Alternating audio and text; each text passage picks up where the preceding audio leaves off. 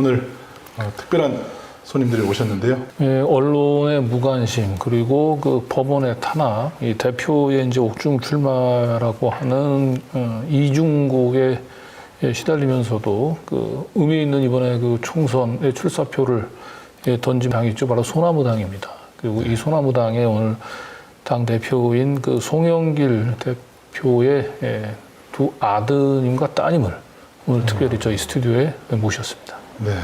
안녕하십니까 시민 여러분. 저는 송영길 당 대표의 아들 송주환입니다. 네, 안녕하십니까. 송현주라고 합니다. 소나무당 송영길 대표의 아들과 따님. 네. 두 분 다 지금 사실 뭐 직장도 있고 또 학교도 네. 다니고 이렇게 하시는데 사실 이제 아버님이 출마를 하시고 나서 지금 보석 결정만 기다리고 있었는데, 그죠? 네. 결국에는 법원에서 기각을 해버렸습니다. 그래서 이 자녀분이 지금 선거 운동을 지금 직접 하고 계신 거죠. 네, 아버님을 대신해서. 그래서 너무 참 딱하기도 하고 어떻게 이런 일이 벌어질 수 있나 싶어서 저희들이 오늘 특별히 오늘 한 총선 브리핑 하는 시간에 좀 특별히 시간을 좀 내드렸습니다. 네, 두 분 이제 그 아드님하고 이제 따님 두 분은 이제 워낙 송영길 대표가 이제 정치인으로서 그 한 20여 년 이상 이제 역정을 이제 걸어오셨기 때문에 옆에서 잘 지켜 보셨을 거예요, 그죠? 예. 4선 의원이신가요? 아니면 5선 의원이고 이제 인천시장 역임하시고 지난번에 이제 서울시장 보궐선거 때 나와서 낙선을 하시고. 자, 그리고 이제 이번에 다시 이제, 그 옥중 이제 출마 이제 선언을 하셨는데 그 어느 때보다도 그 매번 뭐 아버님이 이제 그 선거 출마할 때마다 가족으로서 돕긴 했을 거예요. 그죠? 예, 근데 아마 이번 선거가 그 가족들 입장에서 봤을 때는 제일 비장할 것 같습니다. 맞습니다. 예? 예. 근데 아까 우리 사전에 대화를 좀 할 때 제일 좀 안타까웠던 게 송영길 후보가 출마했다는 사실 자체를 지금 모른다는 거예요. 아니, 뭐 출마했다는 사실 자체는 광주에서는 이제 아는데 네. 문제는 이제 소나무당의 대표가 송영길이라고 하는 사실을 이제 잘 모르고 있는. 아직도 그게 민주당이라고 이렇게만 알고 있군요. 정치인 송영길에 대해서는 모르는 사람이 없을 것 같습니다. 그죠? 네, 네. 그러니까 송영길 대표가 아마 선거하는데 뭐 인지도 측면에서는 뭐 큰 문제는 없을 거고 광주에서도 송영길 대표는 다 알죠. 네, 맞습니다. 예. 저희가 사실 뭐 주관적인 감상이긴 합니다만 한 번 한 번 명함을 나눠드릴 때마다 당연히 이제 후보에 대해서는 알고 있는데 후보가 소나무당이 무엇이지? 그래서 이 소나무당에 대한 브랜드 인지도와 후보와 연결되는지도 조금 미약한 측면이 있다고 느꼈습니다. 네, 네. 근데 결국은 이렇게 소나무당 당 대표가 이제 송영길 후보라고 하는 사실을 이제 모를 수밖에 없었던 것은 아까 얘기했던 대로 당 대표가 지금 옥중에 갇혀 있다 보니까 유세장의 모습을 볼 수가 없고 두 번째로는 언론이 거의 소나무당은 사실은 의도적으로 지금 언론 거의 거론을 지금 안 하고 있거든요. 아니 지금 여론조사는 혹시 지금 제일 궁금한 게 송영길 후보가 그 서구갑에서 여론조사는 얼마나 나오는지 혹시 들어보신 적 있습니까? 아니요, 적어도 밝혀진 바로는 여태까지는 후보 여론조사조차 돌지 않는 걸로 알고 있습니다. 아니 저 지역마다 다 지금 여론조사 돌리고 있는 것 같은데. 아니 이제 뭐 비례대표의 여러 소나무당을 넣는다든지 아니면 뭐 광주 서구갑 같은 경우는 아예 여론조사 자체를 하질 않았죠. 예, 그래서 많이 걱정이 됩니다. 왜냐하면 사전 투표를 앞두고 많은 유권자분들께서 여론조사 결과를 보고 본인의 표가 사표가 될 가능성을 점쳐보시고 투표하시는 경향이 있으실 텐데 네. 근데 여태까지 후보의 여론조사조차 나오지 않았다는 것은 언론에게 좀 많이 안타까운 마음이 들고요. 사실 제가 지금 방송 들어가기 직전에 그 광주 지역에 있는 지역 언론의 그 보도 책임자분하고 통화를 좀 해봤어요. 그런데 놀랍게도 광주 서구 간부는 현재 여론조사를 못하고 있다고 그런 얘기를 들었습니다. 예, 뭐 이유는 그냥 그 너무 송영길 대표의 출마가 좀 늦었다. 그런데 그건 뭐 이유가 되진 않죠. 세팅을 하기가 힘들었다. 이런 그 합의를 좀 보기 언론사들끼리 같이 합동을 했었는데 언론사들 간에 합의를 못 봤다 그래요. 네. 그래서 그 부분이 좀 안타까워하는데 어쨌든 이제 어떻게 이럴 수가 있나 싶습니다. 네. 그래서 네, 말씀하세요.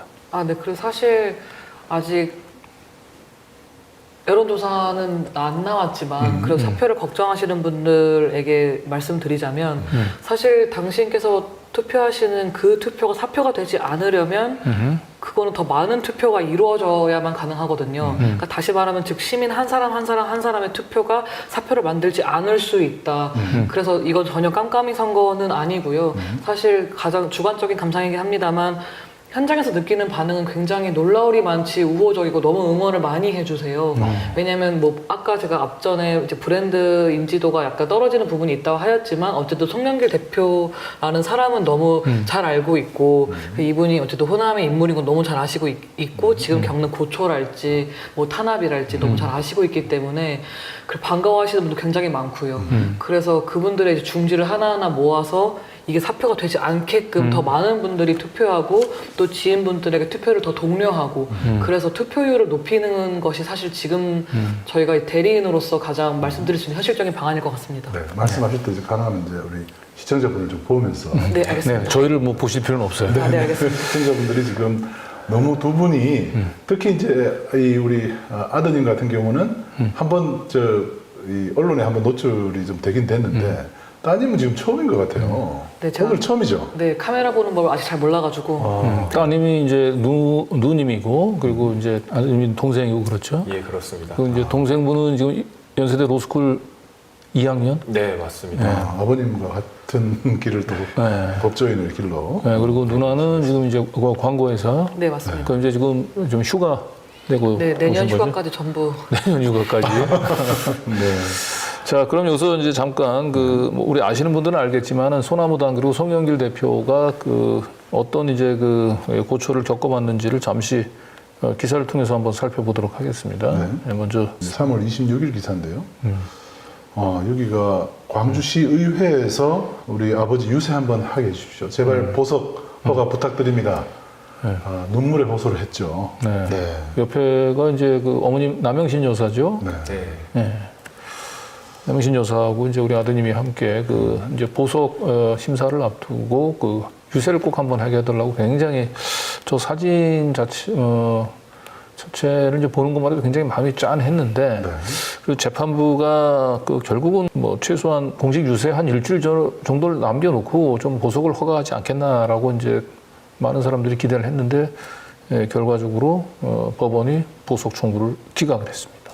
보석 청구를 기각했고 그래서 지금 이번 총선에 나온 후보 가운데서 거의 유일한 이제 옥중 출마자가 됐어요. 네. 그래서 결과적으로 이제 송영길 이제 후보는 이 보석 기각이 되고 난 이후에 이 법원이 결국은 이 판사의 직권을 남용을 해서 참정권을 침해했다라고 호소하시면서 단식 지금 투쟁 중인 모양이네요. 예. 네, 그래서 지금 뭐 재판부에서도 지금 이제 재판 출석을 굳이 강요까지는 하지는 않는 것 같기는 한데 어쨌든 뭐 송영길 대표 입장에서는 참 많이 힘들 것 같습니다. 네.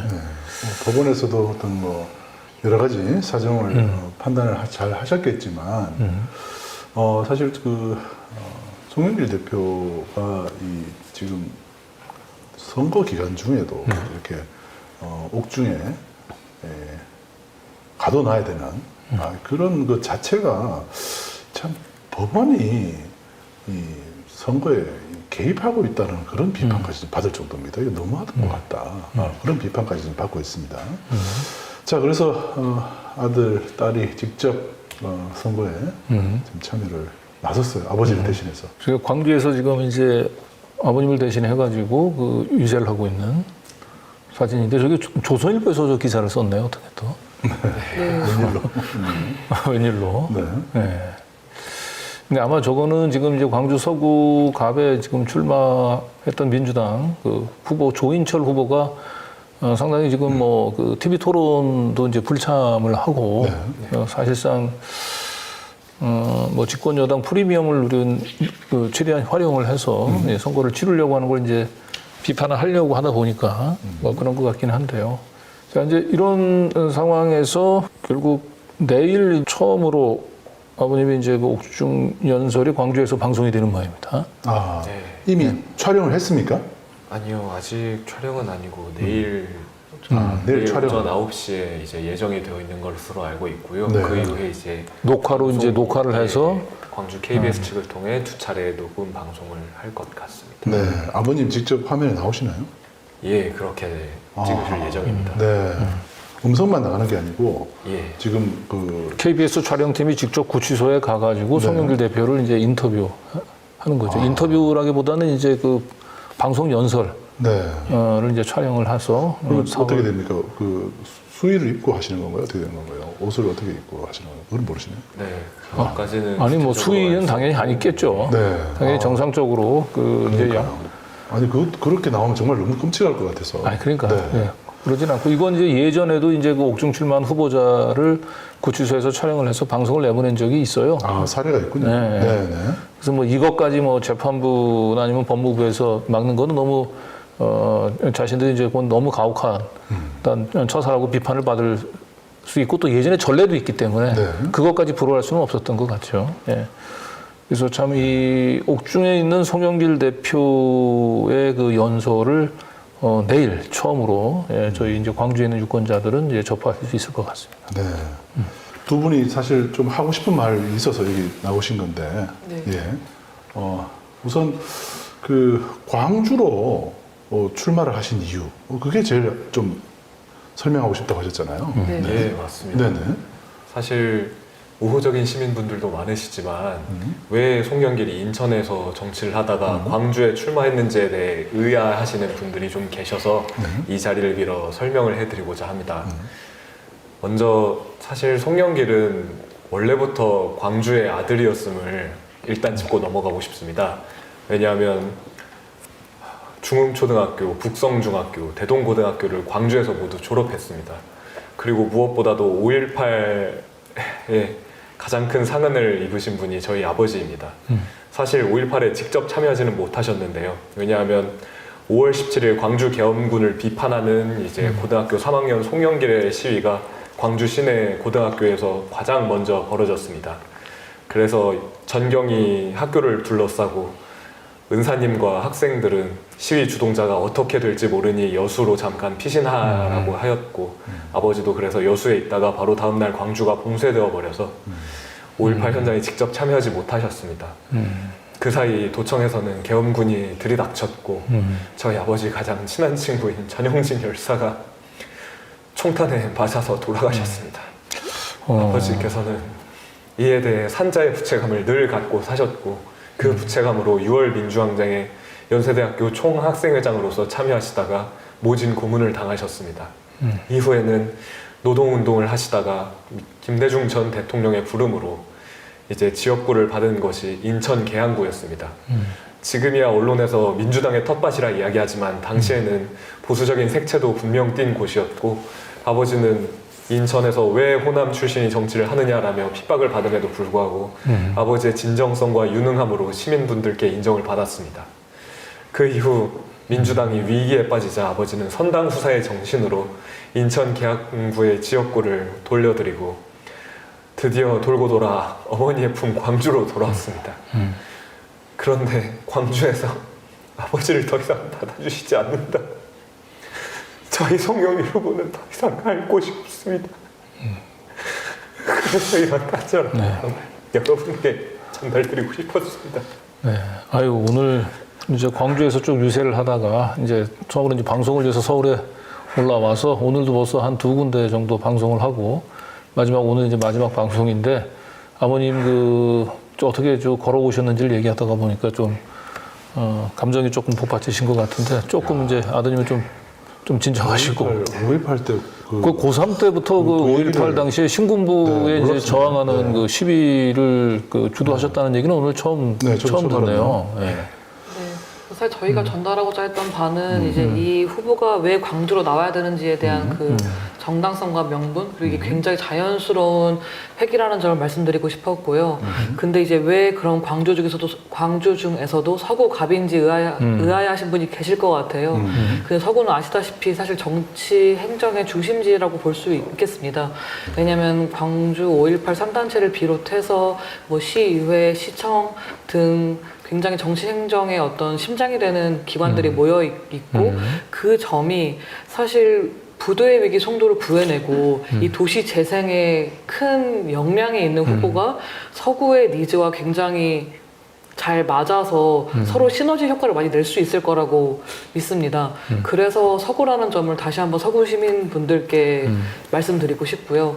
그래서 이 모든 이 후보의 행보와 그 결정들이 어떤 어색하거나 그런 게 아니라 이 광주 정신을 계승해서 자신의 정치 생활을 이어온 이 후보의 자연스러운 회귀이며 그다음 이 후보의 역량과 그 광주 서구에 부족하거나 뭔가 더 필요한 점을 가장 잘 보완할 수 있는 그런 선택이었다고 보시면 감사하겠습니다. 아버님이 연설을 너무 잘하셔서 그런지 몰라도 아들, 딸도 너무 달변갑니다. 네, 놀랍습니다. 하여튼 자, 그런데 광주로 이제 출마를 하셨으면 우리 또 시청자분들은 송영길 이 대표, 송영길 후보를 좀 어떻게 하면 좀 더 알릴 수 있을까요? 어떻게 좀 도와드릴 수 있을까요? 그런 것도 좀 얘기 좀 해주시면 좋을 것 같아요. 예, 저희 시청자 여러분들께 부탁드릴 게 3가지가 있습니다. 가장 첫 번째는 먼저 송영길 후보가 출마했다는 사실을 알려드리는 것.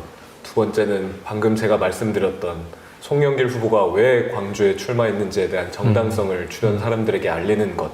가장 마지막으로는 저희 아버지가 광주 서구갑 기호 8번으로 출마하셨습니다. 그러니 광주 서구갑의 지인분들이 계시다면 송영길 후보에게 투표해드릴 것을 독려드리는 것입니다. 그래서 서구갑에 구체적으로 어떤 동이 있는지를 말씀드리려고 합니다.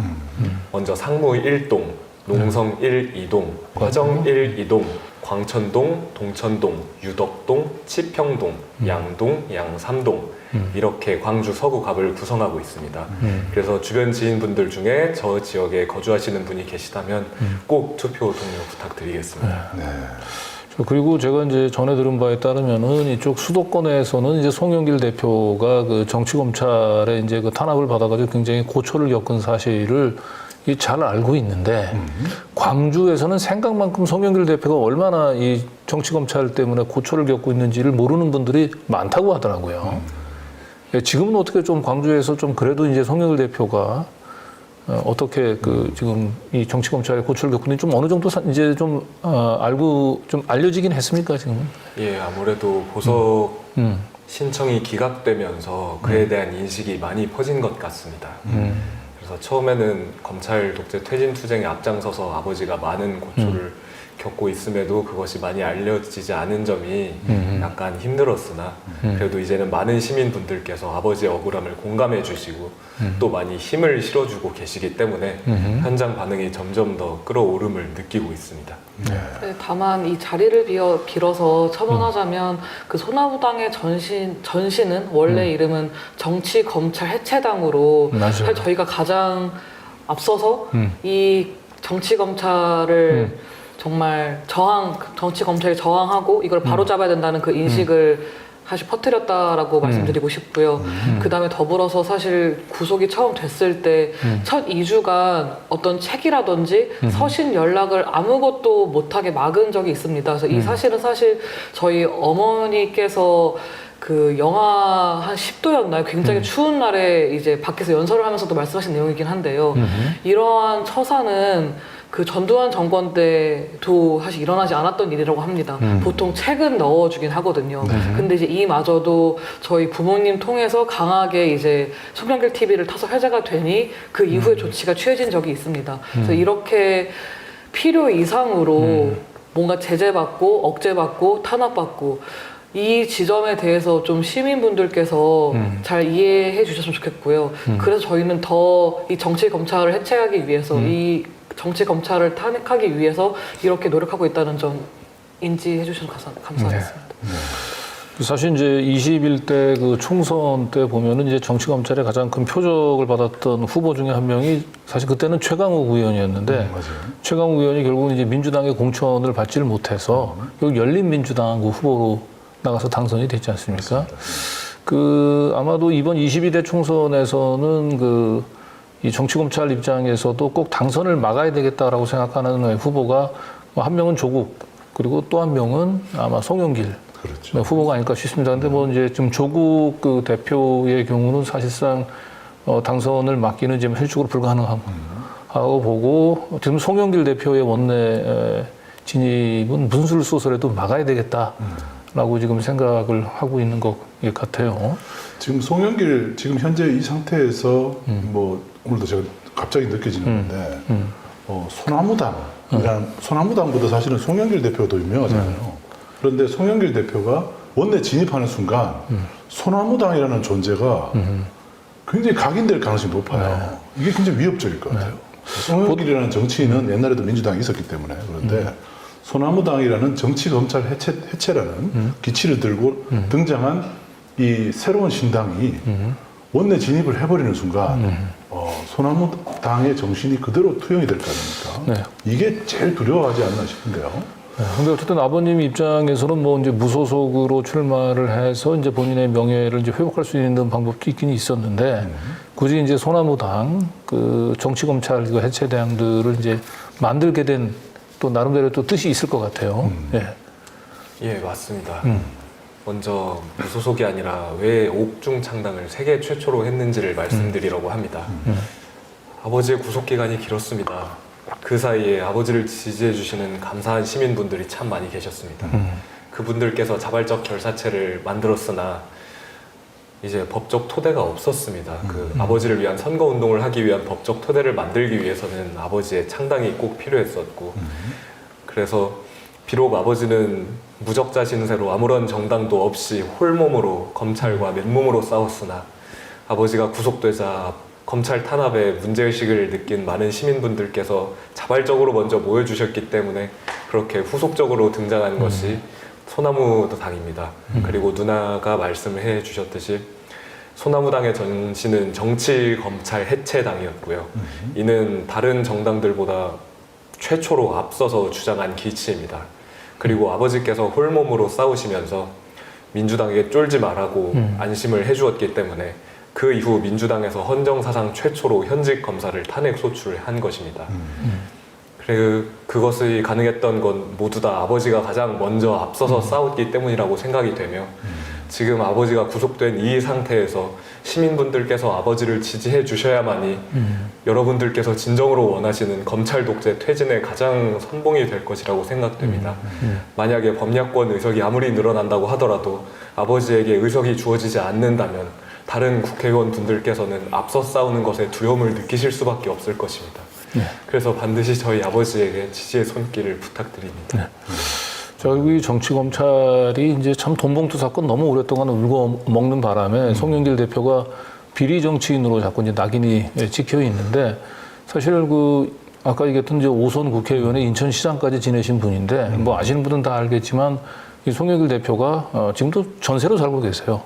너무 이거는 뭐 사실 모르는 그리고 어머님 남영신 여사가 그렇게 그 이웃들의 뭔가 나눠주는 일을 또 잘하십니다. 그리고 여러분들 꼭 기억하셔야 될 게 송영길 대표가 현재 옥중에 있지만 1심도 아직 나오지 않은 상태입니다. 구속 기소된 상태이기 때문에 그리고 사실 판결을 아직 받은 상태가 아니에요. 이제 돈봉투 사건이라고 얘기하면 어마어마하게 이제 큰 사건이라고 생각을 하는데 사실 당 대표 경선 과정에서 그 당내 그 경선 자원봉사자들 위해서 일종의 이제 수당 비슷하게 이제 지급을 했던 거고 총 액수가 한 6천만 원 정도예요. 그리고 송영길 대표는 본인이 돈 지급하라고 지시한 부분들이 검찰이 아직도 밝혀내지를 못했습니다. 그리고 그러다 보니까 이제 돈봉투 사건으로는 구속영장이 안 나올 것 같으니까 압수수색 과정에서 별건으로 그 송영길 대표의 외곽 연구단체인 먹고사는문제연구소, 먹고사는문제연구소에 후원금을 낸 것을 이것을 이제 그 불법 정치자금이라고 해서 지금 이제 결국 구속영장을 발부해서 재판을 받고 있는데 지금 그러다 보니까 이게 사건이 이 돈봉투 사건보다도 이 먹고사는문제연구소에 대한 정치 후원금 이게 훨씬 더 커져 있어요. 그게 아마 앞섰으면은 아마 구속영장도 발부가 안 됐을 텐데 문제는 그 이 먹고사는문제연구소에 대한 정치 후원금 이런 부분들 같은 경우는 이게 별건 수사로 지금 논란을 빚어지고 있고 이건 재판부에서도 좀 고민하고 있죠. 만약에 이게 별건 수사로 인정이 되고 이게 적법한 수사가 아니라고 판단이 되면 이 자체가 통째로 날아갑니다, 혐의가. 그러니까요. 무죄가 선고가 될 수밖에 없고, 그리고 이런 식으로 정치인들이 운영하는 그 외곽 연구단체에다 내는 후원금을 전부 정치 자금으로 우유를 하면 지금 국회의원 중에 지금 남아난 국회의원들이 제대로 없을 겁니다. 그렇죠. 네. 그래서 일단은 저는 이 송영길 대표를 이제 비리 정치인으로 그 낙인 띄운 이 언론의 프레임에 이제 우리 적어도 민주진보 진영에 있는 시민들 같은 경우는 사안을 좀 제대로 볼 필요가 있습니다. 사실 오늘 두 분이 오셨을 때 오시기 전에 저랑 이제 같이 대화를 나누실 때도 우리 강정호 기자 오늘 하루 종일 걱정을 이제 많이 하시는 거예요. 왜냐하면 작년 12월, 재작년 12월이죠. 그 두 차례의 구속 영장을 청구받았고 두 번이나 유치장에 갇혀본 그 마음을 누구보다 잘 알기 때문에 이 송영길 대표가 지금 옥중에서 어떤 심정일지에 대한 마음이 누구보다 지금 공감이 좀 강진구 기자께서는 크신 것 같아요. 그래서 너무 안타까워하고 부디 좀 이 송영길 후보가 이번에 꼭 좋은 결과가 있어서 뭔가 보란 듯이 좀 우리 국민들한테 정의가 승리한다는 걸 좀 보여줬으면 좋겠다. 이런 마음이 좀 있으신 것 같아요. 예. 아직 사실 재판부의 어떤 결정이 나지 않은 사안이라 굉장히 조심스럽습니다만 자식된 입장으로서 뭔가 이런 후보의 억울함을 소명하고자 간단하게 몇 가지만 말씀드리자면은 우선 돈 봉투라고 명명이 되니까 굉장히 큰 사건처럼 이제 여겨지는데요. 앞서 기자님께서 말씀해 주신 것처럼 저희 부모님은 어머니를 포함해서 저희가 쓰는 모든 이 돈이 아버지 월급으로부터 나온 이 돈이 다 세금이기 때문에 굉장히 아껴 써야 되고 검소하게 살아야 한다는 거를 늘 강조하셨고 그 아버지 당신께서도 늘 얼마나 청렴하고 결백하고 그리고 떳떳한 정치인인지 25년 정치 한평생을 걸쳐서 말씀해 오신 분입니다. 근데 사실 이 건의 경우 같으면 제가 비유를 하나 해볼게요.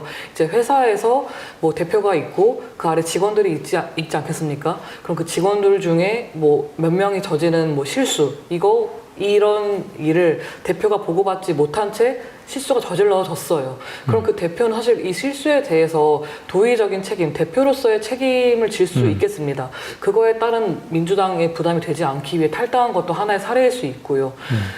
다만 이거를 법적인 책임까지 져야 되는지는 별개의 문제라고 생각을 합니다. 그다음에 너무 잘 아시다시피 사실 저도 이렇게 명명하기 너무 그런데 돈 봉투 건으로 먹고 사는 문제 연구소까지 별건으로 가서 사실 압수수색 영장은 돈봉투 건으로 받았으나 실제 압수수색을 진행한 장소는 저희 집만 벌써 2번을 넘게 했었고요.